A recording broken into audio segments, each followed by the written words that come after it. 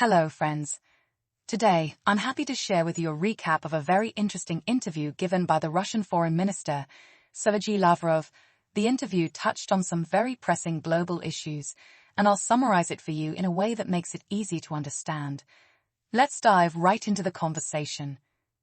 Sergey Lavrov started the interview by emphasizing Russia's position in relation to the ongoing conflict in Ukraine, which, in his words, is less about Russian demands and more about upholding international law. He brought attention to the UN Charter, particularly the right to self-determination, which was historically supported by Russia, formerly the Soviet Union, during the decolonization of Africa. Lavrov argued that the same principles should apply to Crimea and Donbass, regions whose residents, according to him, were not represented by the Ukrainian government after the 2014 coup. When asked if Russia is open to broader military actions, Lavrov said that Russia does not seek escalation, but pointed out that Western countries have played a key role in supporting the Ukrainian government and fueling the conflict.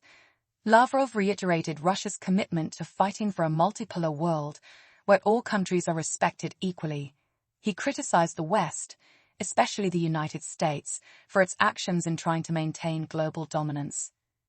Regarding the possibility of NATO's direct involvement in the war, Lavrov cautioned that if Ukraine were to receive long-range weapons targeting Russia, it could lead to open conflict between NATO and Russia. Lavrov made it clear that such actions would be highly dangerous, hinting at the severe consequences such an escalation could bring. Lavrov also touched on the strategic partnerships Russia maintains with countries like Iran and how these relationships are always based on international law.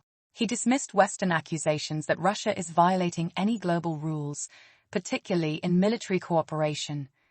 In the interview, the minister discussed the importance of African partnerships, highlighting Russia's historical role in supporting African nations' fight for independence and the continuation of that collaboration today. Lavrov stressed that despite economic struggles in the past, Russia has strengthened ties with African countries, hosting summits like Russia-Africa in Sochi and St. Petersburg. Lavrov spoke at length about the BRICS alliance, Brazil, Russia, India, China, South Africa, emphasizing the growing interest of many countries in joining the group. He explained that BRICS is founded on consensus and mutual respect, unlike Western alliances that often follow the lead of dominant members. He also mentioned the BRICS nations are working to develop alternatives to the US dollar in international trade to reduce their dependence on it. Finally, the interview covered Middle Eastern issues, including Russia's role in facilitating peace in the region. Lavrov praised countries like the UAE for their involvement in prisoner exchanges between Russia and Ukraine. He also talked about the ongoing violence between Israel and Palestine, emphasizing Russia's long-standing position for the creation of a Palestinian state alongside Israel as the only path to peace. Throughout the interview, Lavrov painted a picture of Russia as a country committed to international law and global equality, contrasting it with what he described as the West's self-serving actions.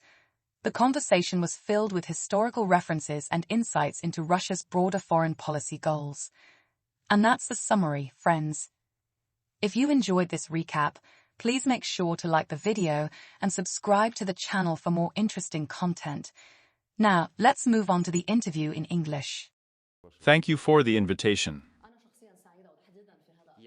I am glad to meet you at this time, at this historical stage, especially after more than 2 years have passed since the beginning of the SVO in Ukraine. To what extent is Moscow committed to the previously stated requirements, and can we expect a softening of positions in order to achieve peace? These are not so much our requirements as the requirements of general international law. Now, when they talk about the need to resolve the conflict on the basis of the UN Charter, they always add respect for the sovereignty of Ukraine and the territorial integrity of Ukraine. The Charter, in addition to territorial integrity, and before territorial integrity is mentioned there, contains a requirement to respect the right of a nation to self-determination. And it was this right to self-determination that guided all those who carried out the process of decolonization, primarily on the African continent. And Russia was, then the Soviet Union, was one of the main initiators of this process. And the corresponding declaration in the early 1960s was adopted on our initiative. And when the General Assembly in the last century began to discuss what is more important, territorial integrity, or the right of a nation to self-determination. After long negotiations, a declaration was adopted, a voluminous document, but in the part we are talking about now. It says very clearly, everyone is obliged to respect the territorial integrity of states, whose governments respect the right of a nation to self-determination, and therefore represent the entire population living on this territory. The fact that after the coup d'état, the bloody coup d'état, the unconstitutional one in February 2000 of the 14th year, the neo-Nazis who came to power did not represent either the Crimea or the Donbass, it is not necessary to convince anyone. Even earlier, before the nation's right to self-determination, the Charter wrote about the need to respect human rights regardless of race, gender, language, and religion. So in Ukraine, the Russian language is prohibited by law in all spheres of life. And recently a law was passed that prohibits the Ukrainian Orthodox Church, the canonical Orthodox Church. Therefore, those who advocate the settlement of the conflict on the basis of the Charter should, of course, read this Charter more carefully.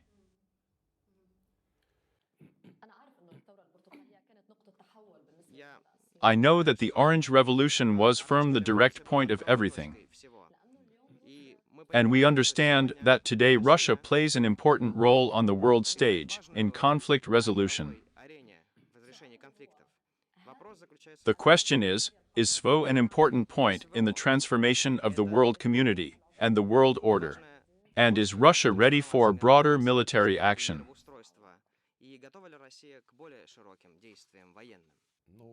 Well, you yourself said that the coup was one of the main stages which eventually brought all of us to the situation that we are currently witnessing.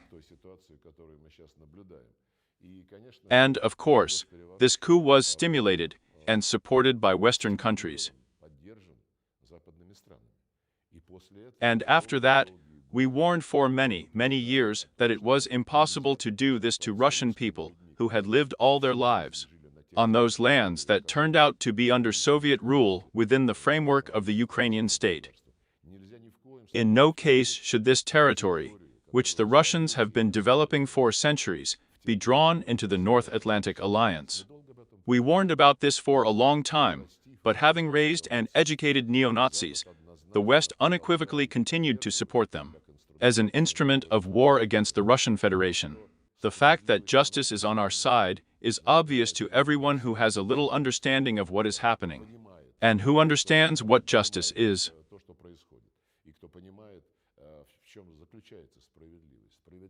Justice lies in the right of every person to be who he was brought up to be and who he wants to be. But, I repeat, the use of the Ukrainian neo-Nazi regime as a tool to fight Russia, of course, very alarmed the world majority. The countries of the global south, Africa, Asia, Latin America, because everyone began to think. And next time Washington will direct its discontent to whom, who may not like it next time Washington. And in this sense, you are absolutely right. Of course, a special military operation has global significance because it defends a multipolar world order, where all countries are equal without exception. Let me remind you once again about the UN Charter. It states that the United Nations is based on the sovereign equality of states. This principle is never respected by the United States or its satellites in any situation. And, of course, the world majority is interested in ending the current state of affairs.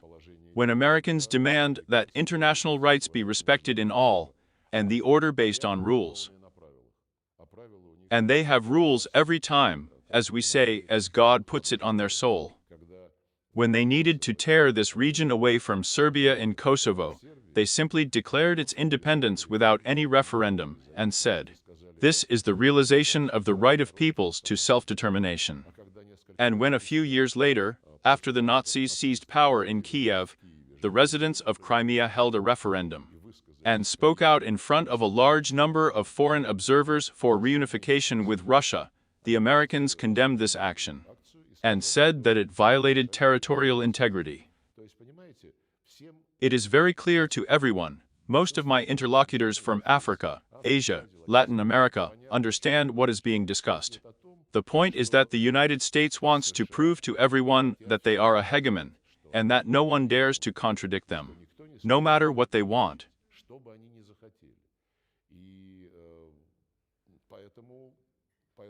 That's why the US says it is. We are talking about inflicting a strategic defeat on Russia on the battlefield. They see it for themselves as an existential threat, a threat to their hegemony and the situation, if the truth wins in this situation. And it will definitely prevail. They will consider it as their defeat, as the loss of their reputation, their authority, and the loss of the fear that many feel before them.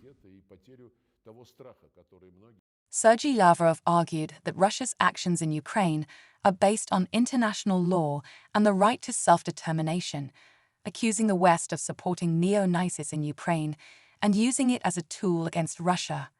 He positioned the Ukraine conflict as part of a global shift towards a multipolar world, criticizing the US for imposing its will and double standards. Lavrov claimed that many countries, especially in the global South, are losing their fear of US dominance. You have anticipated my question, Mr. Minister. I would like to talk about the strategic defeat that the West wants so much.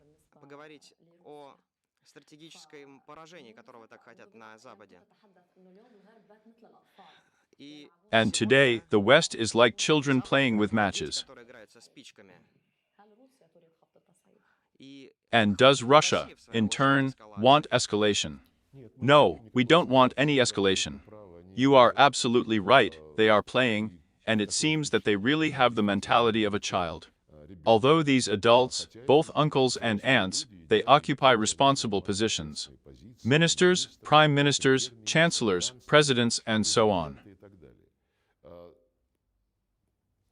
For several months, there has been such a discussion that Russia only threatens, talks about red lines. And the West crosses these red lines every time, and nothing happens. I think that President Putin recently, speaking in St. Petersburg, commented on this situation, especially in the context of any initiatives to provide Ukraine with long-range missiles. American, French, British, and allow it to strike at any target on the territory of the Russian Federation. It will be a direct war of NATO against Russia. And at least there are some reasonable people in Washington who understand this. And now NATO is waging a war against Russia, but this is a hybrid war by the hands of Ukrainians. And if we are talking about long-range missile weapons, then it is clear to everyone that Ukrainians themselves will not be able to use them. Targeting, satellite data, flight tasks. And all this can only be done by specialists of the country that produces these weapons. Speaking about what you asked about the strategic defeat on the battlefield, I don't want to quote specifically some Western politicians, but there are people in the United States and in Europe who have studied history and remembered it well.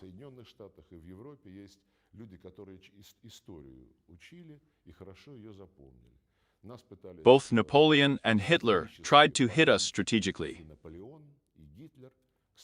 By the way, both of them gathered under their banners more than half of the European countries that obediently obeyed, were captured, and handed over their military to their army under the command of both Bonaparte and Adolf Schicklgruber. And they all ended very badly, and those who, I repeat, who read and know history, they understand this perfectly well.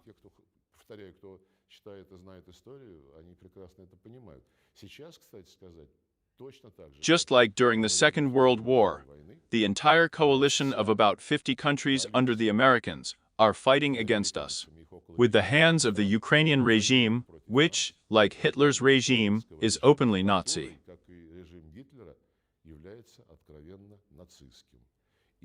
And in such situations, no one should forget about the character of the Russian people. And this character is now being observed on the front line. All attempts to shake up our society always lead to the opposite result.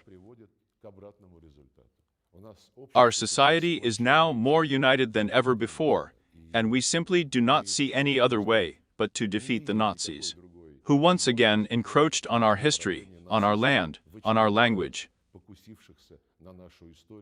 Sergey Lavrov states that Russia does not seek escalation, but accuses the West of playing with fire and crossing red lines. He argues that supplying Ukraine with long-range missiles essentially involves NATO in a war against Russia. Lavrov describes the conflict as a hybrid war, with the West using Ukraine as a proxy to attack Russia. He compares the current situation to past attempts by Napoleon and Hitler to inflict strategic defeat on Russia, reminding that both campaigns ended in disaster. Lavrov claims that Russia is once again facing a coalition led by the United States, using what he calls a Nazi Ukrainian regime. He emphasizes that the Russian people are united and determined to achieve victory. But there is also a question today, especially in the context of references to the use of nuclear weapons by Russia. We are aware of the doctrine of the Russian Federation in this area. Every time red lines are crossed, the question arises, where do these red lines actually lie in the context of nuclear weapons? You know, we are talking about red lines, hoping that our assessments, our statements will be heard by smart people who make decisions.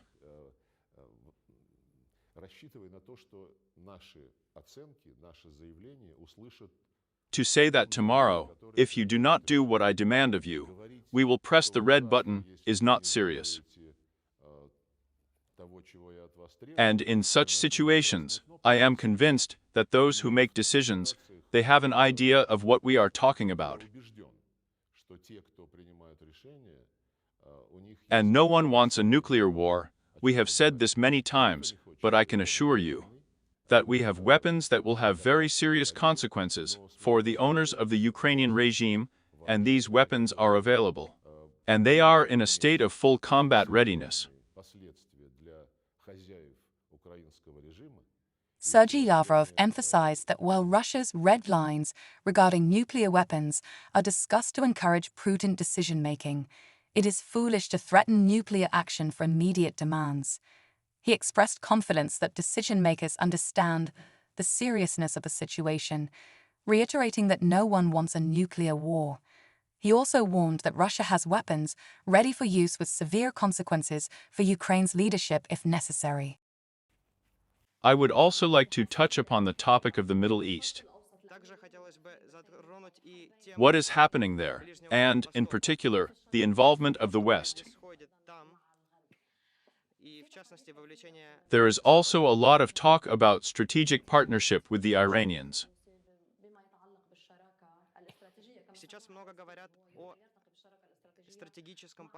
There is news that Russia has received missiles from Iran, and that Russia, in turn, provides nuclear technology to Iran.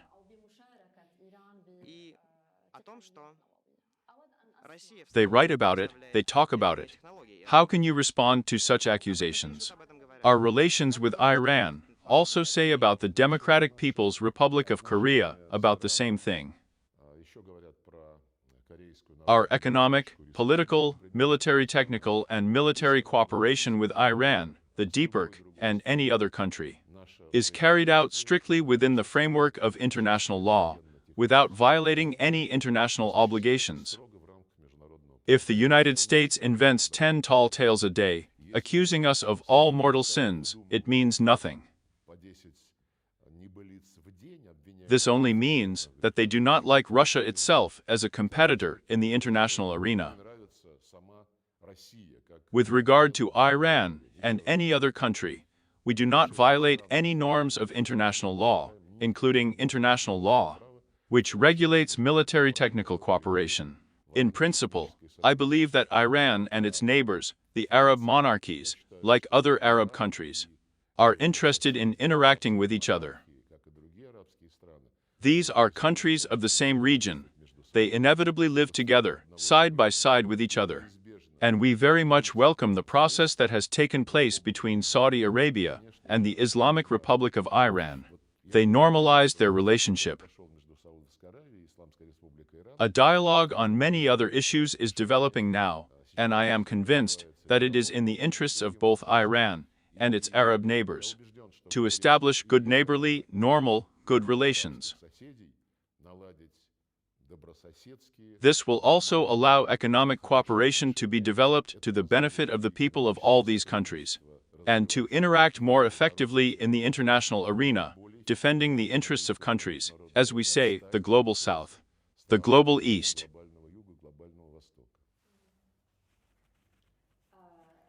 During Joe Biden's visit to Saudi Arabia, it was said that China and Russia could fill the vacuum that the United States left behind in the region.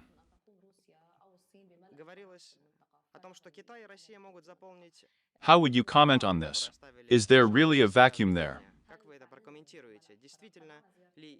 And what are Russia's relations with local countries? And I would also like to touch upon the topic of the Palestinian-Israeli conflict.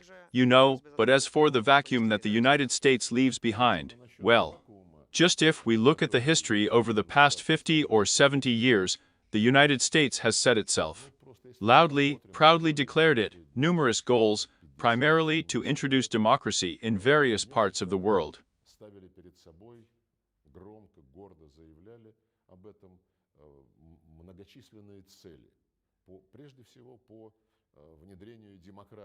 Vietnam.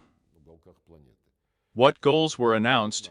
What goals did they achieve? Killed hundreds of thousands of civilians, used prohibited means of destruction. Did not achieve any goal, boarded helicopters, and flew away. They spent an even longer period in Afghanistan, 20 years, in my opinion. They did nothing to develop the economy of this country, boasted that they were suppressing the terrorist threat, and eventually fled. We have all seen footage of the plane literally crushing the Afghans who tried to fly somewhere with them, too. They abandoned to the mercy of fate all those who collaborated with them. These are thousands and thousands of people. To Iraq. What goal did the Americans achieve in Iraq? Now they are being asked to get out of there. For more than 2 years, the government and parliament of Iraq have been saying, "Thank you very much, we don't need you anymore." They don't want to leave. And what are they trying to achieve there? In Syria, and what have they achieved in Syria? Well, what is happening between the Palestinians and Israel causes consternation, because experts will not recall such a tragedy, such a humanitarian catastrophe.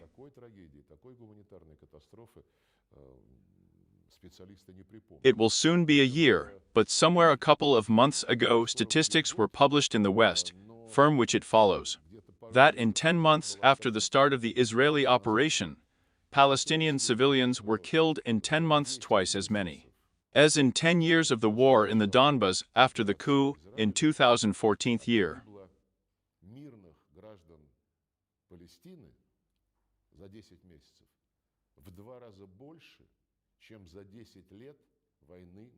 Moreover, both sides counted in the Donbas, and the residents who remained in the territory controlled by the Kiev regime.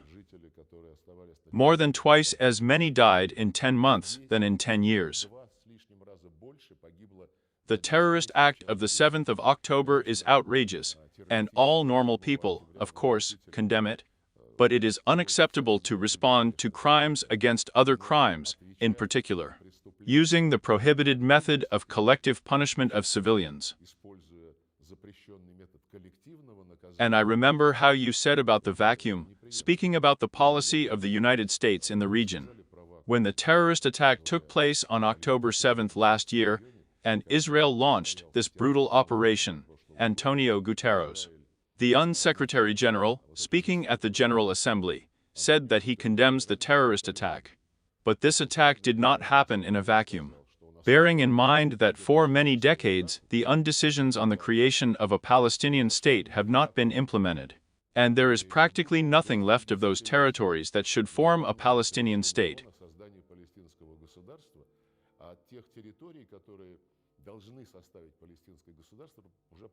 He said that the terrorist act did not take place in a vacuum. Look at the reaction of the Israeli leadership. There, the Israeli representative to the UN in New York, who was in this position at the time, just had a tantrum with him. He demanded that Guterres be fired from his job and so on. Impunity, impunity. This is a very poor quality. And we have spoken many times with our Israeli colleagues. The Soviet Union, our country, probably did more than anyone else on this earth to save Jews and to defeat those who unleashed the Holocaust.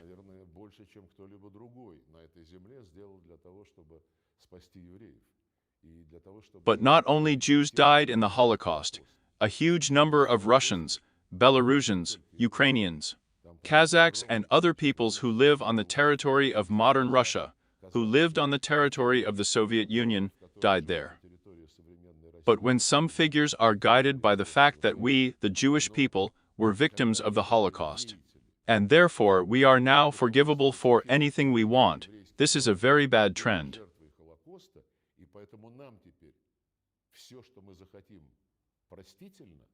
This, strictly speaking, is a sign of the very exclusivity that was characteristic of Hitler's Germany, of Hitler's ideology. Therefore, I have many friends in Israel, and the vast majority of them understand perfectly well that the issue of creating a Palestinian state needs to be resolved, and one cannot pretend to simply suppress the natural right of the Palestinian people. Sergey Lavrov defended Russia's cooperation with Iran and other countries, emphasizing that all actions comply with international law. He criticized U.S. interventions in regions like Vietnam, Afghanistan, and the Middle East, claiming they led to destruction without achieving their goals.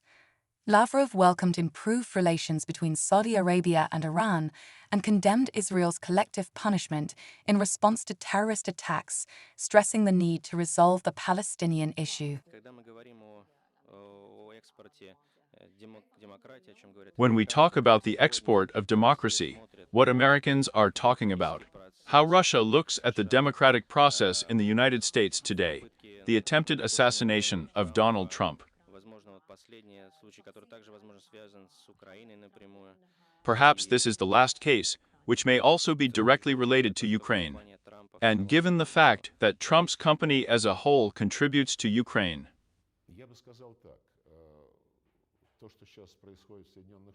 I would say this: what is happening in the United States now is also a manifestation of the very exclusivity, the superiority complex that we have just talked about with regard to the policy of the same United States in the Middle East, and with regard to how they support violations by the current Israeli leadership of all norms of international humanitarian law.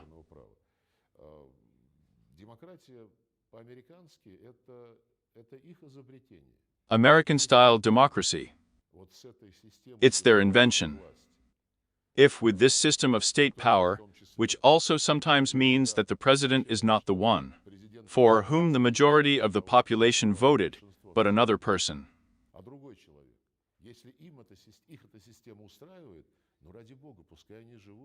If they are satisfied with this system, but for God's sake, let them live and leave others alone. I once talked to Scandalous Rice when she was Secretary of State, and somehow she criticized the election process in our country. I gave an example when the United States does not have direct procedures for electing presidents, but such two-stage ones. And as a result, the one who gets into the White House is not the one for whom the majority of votes were cast. She said, yes, we know about it, it's our problem, don't worry, we'll deal with this problem ourselves. But then it is necessary to adopt the same logic with respect to other countries. If the countries of the Persian Gulf believe that they are comfortable with the system of monarchical government, if the population lives well, what problems can there be?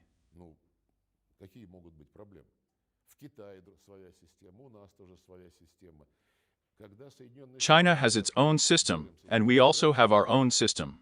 When the United States says we are fighting for democracy, it is simply misleading. They are fighting only to bring people to power in various countries who will fulfill their will. That's all, they don't do anything else. I am sure that if you interview any of the American politicians, ask them, when talking about democracy, why they only mean exporting their model around the world, why not talk about democracy in international relations?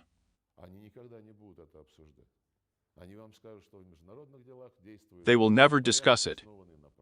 They will tell you that there is a rules-based order in international affairs. About democracy, which is written in the UN Charter, I have already quoted the phrase, the UN is based on the sovereign equality of states. After the creation of the UN, and before the creation of the UN, even more so. Take any crisis situation in which the United States participated in one way or another. They never respect the principle of sovereign equality of the state in their foreign policy activities. Therefore, as Condoleezza Rice told me, this is our system, leave us alone. I advise Americans to apply the same principle to all other countries. This is their system, leave them alone, don't poke your nose into other people's affairs. Some say that the world now really needs Trump to return to office for 4 years, that it is in the interests of the world. But today, Mr. Putin joked about the US elections, saying that we support Kamala Harris.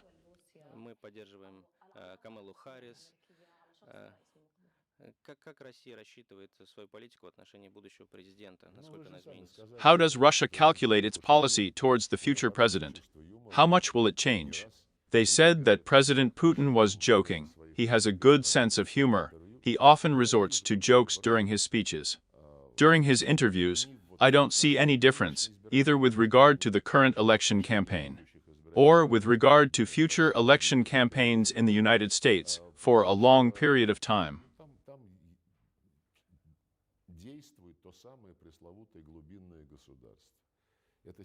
The notorious deep state is operating. It's a system. President Biden, unfortunately, is in such a physical condition that he has not been able to lead the country for a long time. But the country turns these gears, continues its military campaign through the Ukrainian regime and in other parts of the world, continues to block any resolutions in the Security Council that demands a ceasefire in the Gaza Strip and the West Bank. In other words, the machine works, and this machine is charged with never having a competitor who will threaten American dominance.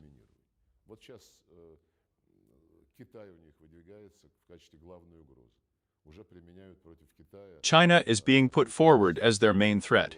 They are already applying so many sanctions against China that they are not as much as against Russia yet. But they are already cutting off the channels of modern technologies entering China, hoping to slow down the development of this sector in China.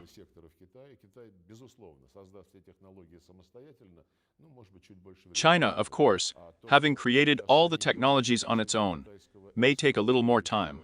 And what they are doing now with regard to Chinese exports, primarily electric vehicles, batteries for electric vehicles and other goods. They simply impose 100% duties in Europe and in the United States.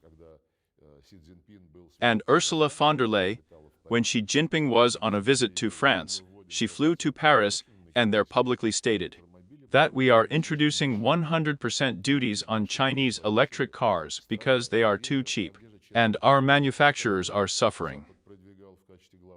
And where is fair competition, which the West promoted as the main principle? Inviolable property, and much more. All of this is already a thing of the past. I have no illusions about any leader of the United States. President Trump, when he was president for 4 years, he communicated with President Putin several times, hosted me at the White House a couple of times, and is very friendly. But sanctions against the Russian Federation were also imposed under President Trump regularly, consistently, and quite serious sanctions. As a result, we have already made conclusions for ourselves. We need to rely on ourselves, rely on the fact that some kind uncle will come to the White House or to some other Western capital. And everything will get better for us. We will never be in our history again. Sergey Lavrov criticized the US for its attempts to export democracy, calling it a tool to advance American interests. He stated that American democracy is their own invention, and the US should leave other countries alone if they don't fit this model. Regarding Donald Trump, Lavrov emphasized that for Russia, it doesn't matter much who is in power in the US, as the country is run by a deep state. Despite friendly interactions with Trump, his administration also imposed tough sanctions on Russia. Russia has chosen the path of self-reliance and no longer expects improved relations with the West, even if a good leader comes to power. We started our conversation with the fact that, to begin with, what was said about the African continent and this continent is very important, and Russia has achieved some success on this continent through cooperation, including military cooperation, with a number of countries.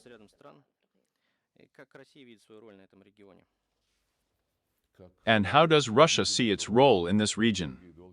As we have seen this role for many, many decades, when, as I have already mentioned, we actively supported the struggle of the African peoples for independence, for the overthrow of the colonial yoke, for the end of the apartheid policy, and this common contribution to building a better world, to ensuring equality, is of course very much appreciated by the African peoples and their leaders.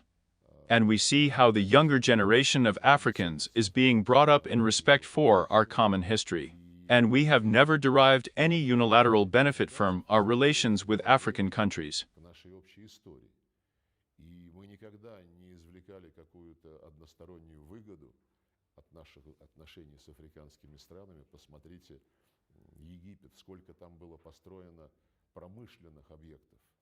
How many industrial facilities were built there by the Soviet Union, which now make up a very significant part of the industry and economy of the Arab Republic of Egypt. By the way, we are also building a nuclear power plant and creating a Russian industrial zone in the area of the Soviet Canal. We discussed this with the Egyptian Foreign Minister just a couple of days ago, on Monday, during his visit to the Russian Federation. In other African countries, invariably, when the Soviet Union established relations with them, we always contributed to the development of the foundations of their sovereign economy, to the creation of an education system. We still have tens of thousands of Africans studying at Russian universities every year.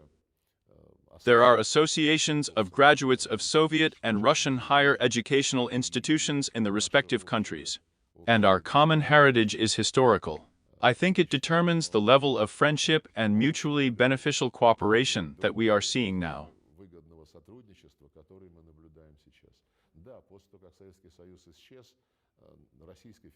After the Soviet Union disappeared, the Russian Federation was not in the best position financially, socially, and economically.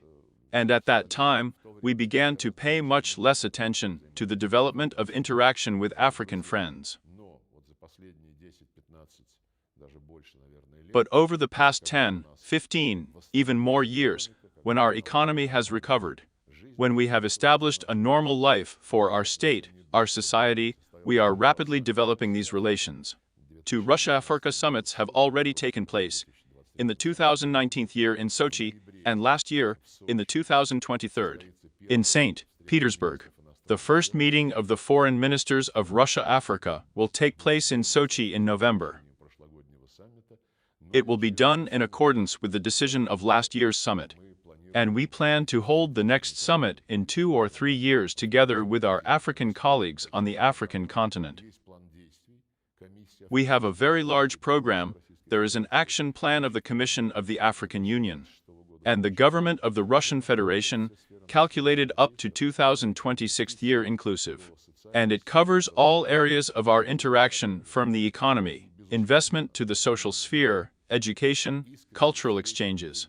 We see the sincere mutual interest of African friends in the development of cooperation.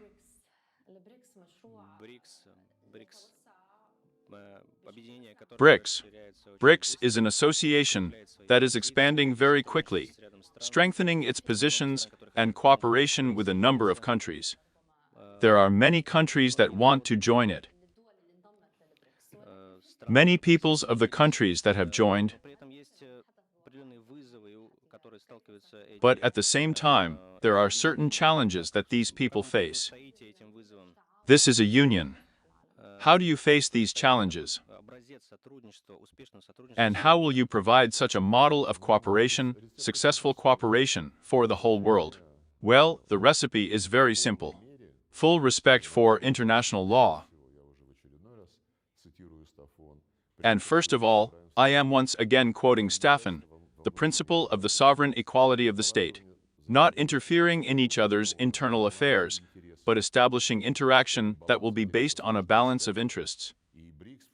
This balance of interests needs to be sought, and BRICS functions on the basis of consensus, as well as the Shanghai Cooperation Organization, as well as the League of Arab States, as the Gulf Cooperation Council.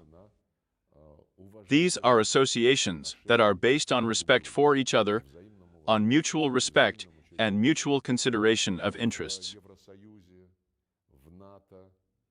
There is no such principle in the European Union, in NATO. There is a hegemon in NATO, the United States, which does not tolerate any objections to its policy. There is a bureaucracy in the European Union in Brussels, which dictates to sovereign countries what to do, despite the fact that people did not vote for this bureaucracy. The peoples voted for their presidents, prime ministers, and then they somehow made up the bureaucracy by mutual agreement. But look at how they behave now. Officials in Brussels are absolutely disrespectful. This is impossible in BRICS. As I have already said, the principle of consensus operates in BRICS, and the consensus is not artificial. When someone is forced to agree, but a real consensus, which is based precisely on finding agreements that reflect the consent of all participants. It's not easy, and the more people there are, the more difficult it is to seek such consent.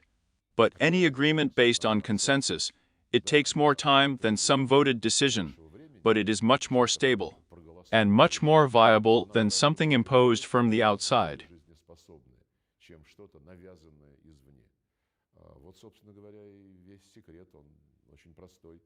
As a matter of fact, the whole secret is very simple.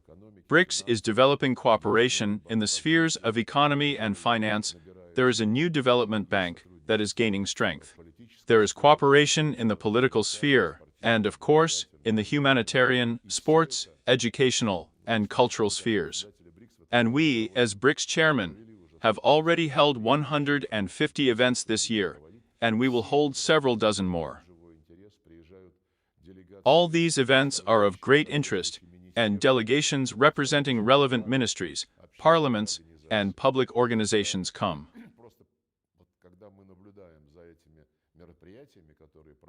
When we observe these events that are being held in the BRICS countries, we see genuine interest for the citizens of these countries. And this is the strongest support for the further development of strategic partnership within this association.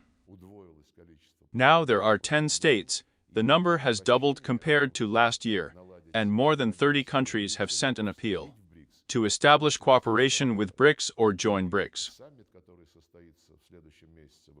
And the summit, which will be held next month, in October this year in Kazan, will certainly consider appeals from states that want to interact and partner with BRICS as one of the main issues on the agenda. Sergey Lavrov emphasizes Russia's historical and ongoing role in Africa, highlighting its support for African independence and development during the Soviet era. Lavrov notes that Russia continues its collaboration, particularly in sectors like education, nuclear energy, and industry. He also mentions recent cooperation, such as the Russian industrial zone in the Suez Canal and Egypt's nuclear plant. Lavrov discusses the growing relationship between Russia and Africa, with 2 Russia-Africa summits already held and more planned in the future. Regarding BRICS, Lavrov stresses the importance of respect for international law and sovereign equality, principles embedded in the BRICS structure, unlike the hierarchical approach of organizations like the EU and NATO. BRICS operates by consensus, ensuring that decisions reflect mutual agreement. Although building consensus takes time, Lavrov argues that this approach leads to more sustainable agreements. BRICS has expanded to 10 members, with many more countries interested in joining or partnering. At the upcoming summit in Kazan, membership applications will be a major focus. We wanted to talk about a common problem that we haven't talked about yet, is overcoming the hegemony of the dollar, as well as the American sanctions that they impose on Russia and Iran.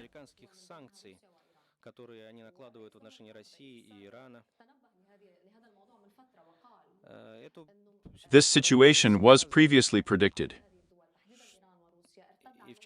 And, in particular, it was said that the TOR will be used as a weapon. Sanctions will be used as a weapon against Russia and Iran. And now, looking at all this, does Russia really want Trump to return to the White House? Well, I've heard Trump denounce the policies of the current administration. He bluntly stated that he destroys the role of the dollar and undermines the economic power of the United States, which relies largely on the dollar. I don't know how many of them were printed, but 36 million. Trillions. 36 trillion. This is the national debt, and only the interest on the national debt of the United States amounts to $1 trillion a year. This is without the bulk of this debt.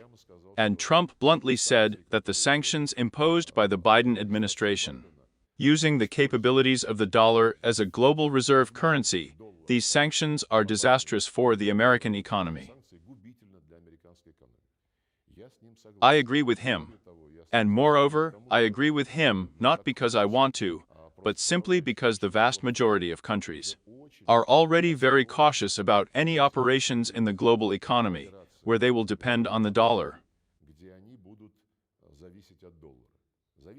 Dependence persists, it is huge, including in the People's Republic of China, India, and most economies, but this dependence has already been recognized as a phenomenon that poses a risk to the development of the respective countries.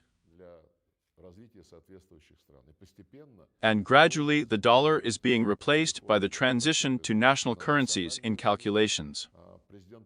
President Lula, the president of Brazil, at last year's BRICS summit, proposed to think about creating an alternative payment platform that could be used by BRICS members and other countries that are interested in this.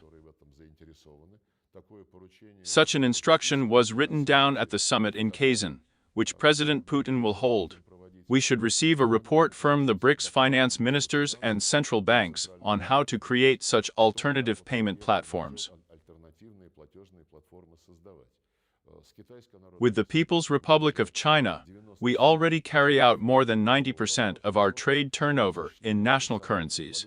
Do not use the dollar. With India, about 60%. And with most countries, we are beginning to switch to such forms of interaction. It is clear that the United States continues to print dollars, and at the expense of these low-income bills. It continues its policy of pressure, economic pressure on other states. But this era, it's already rolling into the sunset.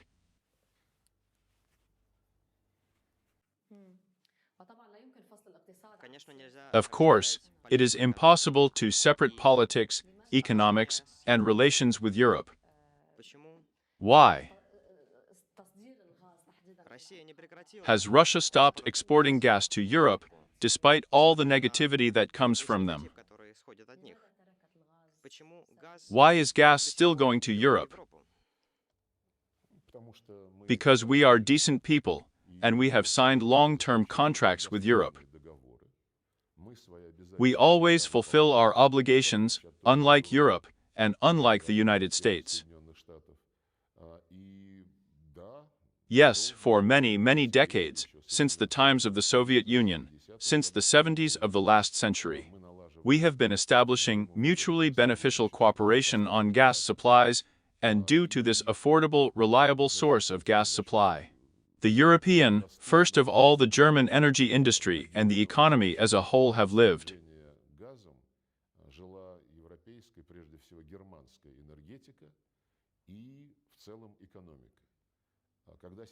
When now Chancellor Scholz in an interview said, Russia itself has stopped gas supplies to Europe. He's an adult, why lie?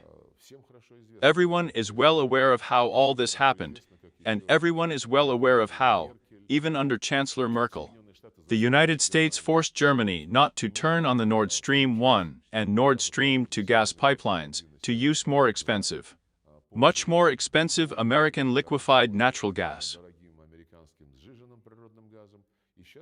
And now Europe practically meets its basic needs at the expense of liquefied natural gas, including American gas. But those who want to buy gas from us, I repeat, we never renounce our agreements. And by and large, we are neighbors, we have a pipeline system. Despite the fact that 3 lines of the northern streams were blown up, the pipeline system remains, including through Ukraine, through Turkey, through the Black Sea. If it's mutually beneficial, as they say, shoot yourself in the foot. Let the beauty of Europe shoot at her feet. Last year, a year ago, I read a statement by the French Minister of Economy, Bruno Maire, who said that industry in Europe, in France in particular, receives and pays 4 times more for energy supply than industry in the United States.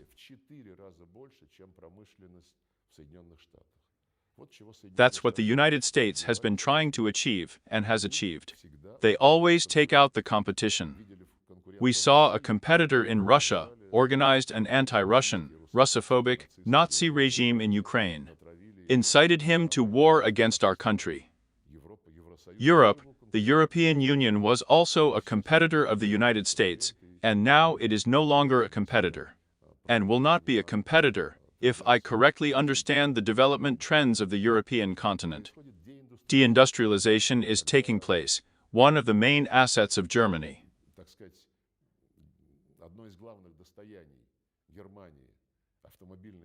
The automotive industry is starting to transfer its production to other countries, and Volkswagen is simply closing factories, laying off many thousands of people. This says a lot. Yes, the European bureaucracy obediently follows the course set by the United States. But more and more member states of the European Union are beginning to realize that this path is not in the direction of their interests, but in the direction of the interests of an overseas partner.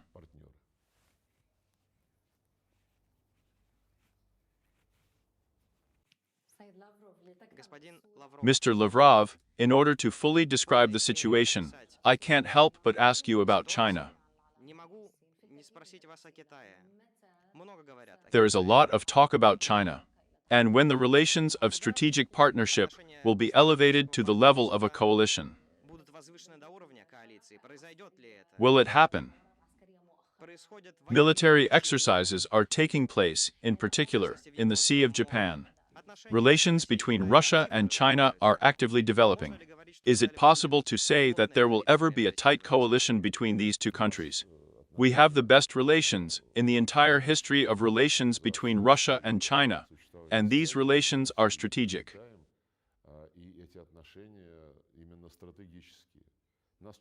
We are often asked, when will you create a military alliance? And we don't need to create a military alliance. As you mentioned, we regularly conduct military exercises. We are naval and land forces, including the Air Force, and our armies cooperate, make friends, develop the ability to work together, train together, and all this without any military alliance like the North Atlantic Alliance.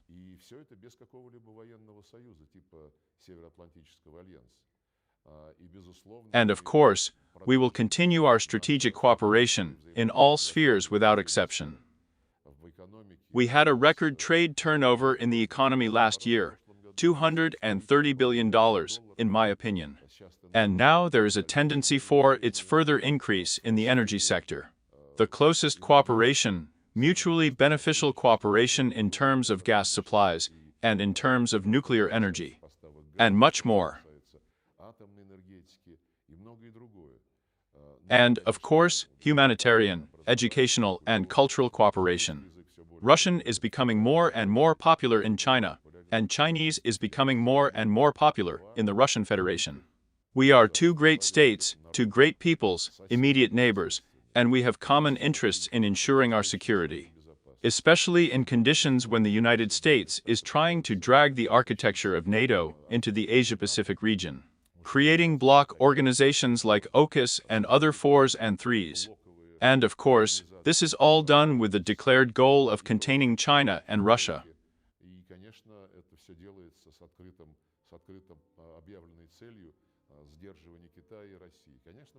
Of course, we must be vigilant. This brings us closer together, and we are natural partners.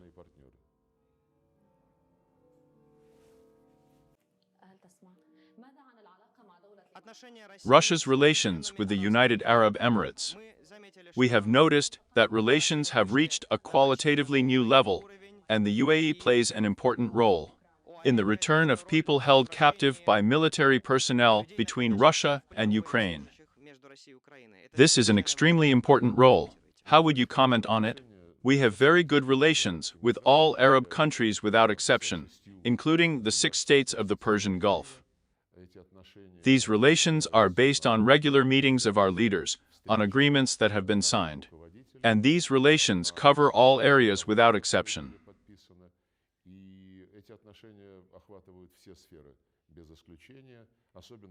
I would especially like to note our cooperation within the OPEC Plus organization, within the framework of the Gas Exporting Countries Forum. This is such a good material, objective material basis for our strategic partnership with the United Arab Emirates, Saudi Arabia, Qatar, and other Gulf countries. Yes, indeed, our Emirati friends and Saudi and Qatari friends are contributing to the solution of humanitarian issues that arise in connection with our special military operation, including, as you mentioned, the exchange of prisoners of war. We highly appreciate this cooperation. It is not done for advertising, not for some kind of self-promotion, but is done out of sincere motives, to help solve the fate of ordinary people.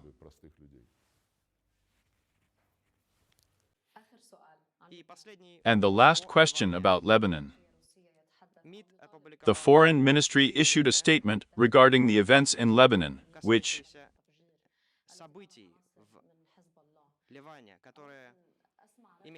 this refers to the explosions of pagers that were targeted against members of Hezbollah. This is an escalation. And how does Russia, since you and Mr. Putin are in contact with all parties to the conflict, assess this situation?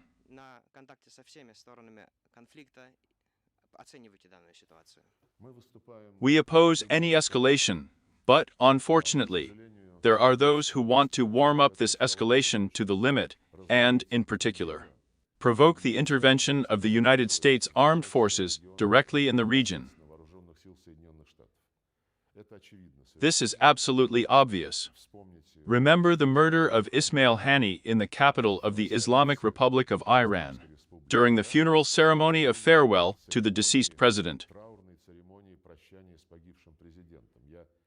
I can't imagine more cynicism. And I highly appreciate the fact that the Islamic Republic of Iran has not broken down, as they say, and has not slipped into full-scale military responses.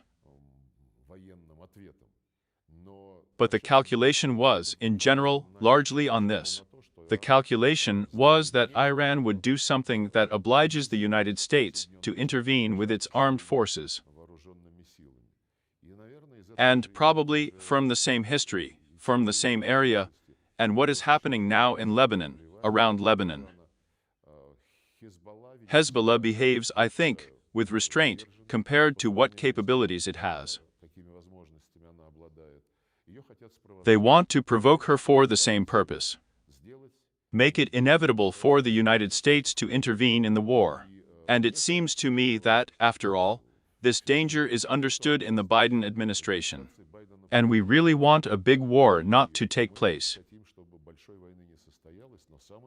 But the most important thing at this stage is that there should be a full-fledged permanent ceasefire in the Gaza Strip, and in the Palestinian territories in general, an urgent solution to humanitarian issues, the resumption of humanitarian assistance in the right volumes, and, as a necessary third step, the beginning of a serious conversation about the creation of a Palestinian state, because without this, relapses of outbreaks of violence in the Middle East will not stop.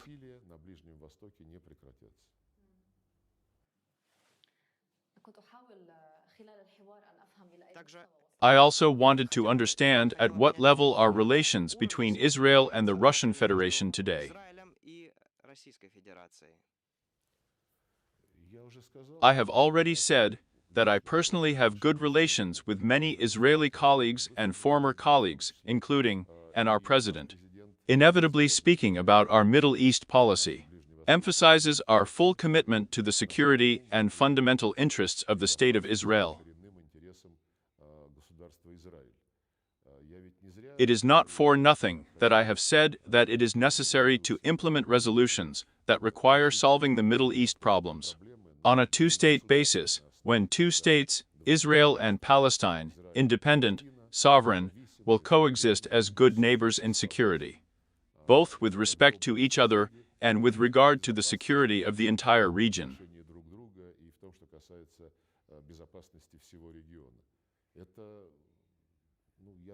I do not even know why to explain the importance of such an approach. It meets the interests of both Israel and Palestine. And in any of our actions, we always emphasize that no solutions will be viable if they do not take into account, among other things, the security interests of Israel, but not at the expense of the security of others.